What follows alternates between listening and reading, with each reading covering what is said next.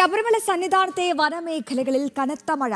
ശബരിമല സ്വാമി അയ്യപ്പൻ റോഡിലും വൻ നാശനഷ്ടം രേഖപ്പെടുത്തി. വൈദ്യുതി ലൈനുകൾ പൊട്ടിവീണു, മരങ്ങളും ചില്ലകളും ഒടിഞ്ഞു വീണു. വിവരങ്ങളുമായി സുധീഷ് ഗോപാൽ ശബരിമലയിൽ നിന്നും ചേരുകയാണ്. സുധീഷ, സന്നിധാനത്തെ വനമേഖലകളിലൊക്കെ കനത്ത മഴയാണോ ഇപ്പോഴും തുടരുന്നത്? എന്തൊക്കെ നാശനഷ്ടങ്ങളാണ് അവിടെ രേഖപ്പെടുത്തിയത് സുധീഷ്?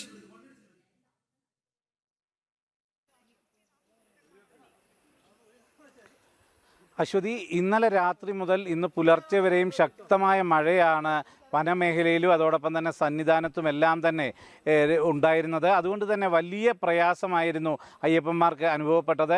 ആ ഒരു സാഹചര്യം മുന്നിൽ നിർത്തിക്കൊണ്ട് തന്നെ ഇന്നലെ രാത്രി നിലയ്ക്കൽ നിന്നും പമ്പയിലേക്ക് വാഹനങ്ങൾ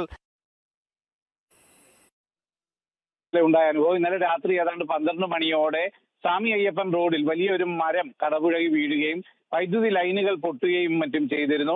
തുടർന്ന് ഏതാണ്ട് പുലർച്ചെ 2:45 ഈ മരങ്ങൾ മുറിച്ചു മാറ്റാൻ സാധിച്ചത്. അതിനുശേഷമാണ് ഭക്തരെ സന്നിധാനത്തു നിന്നും താഴേക്കും അതോടൊപ്പം തന്നെ പമ്പയിൽ നിന്നും സന്നിധാനത്തേക്കും എല്ലാം തന്നെ കടത്തിവിട്ടത്.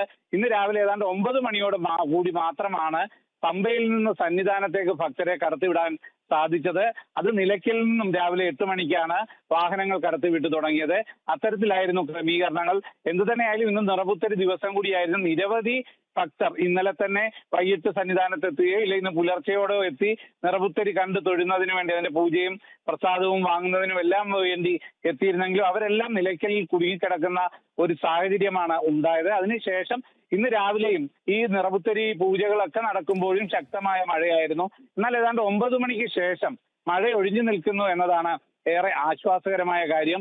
ആ നില തുടരുന്നു എന്നത് വളരെ ആശ്വാസകരമാണ്. മറ്റേത് പമ്പയിലും ജലനിരപ്പ് ഉയരുന്നു. രാവിലെ സന്നിധാനത്ത് തന്നെ ഔദ്യോഗികമായി മുന്നറിയിപ്പ് നൽകിയത് എത്രയും വേഗം ഭക്തർ തൊഴുത് താഴേക്ക് ഇറങ്ങണം.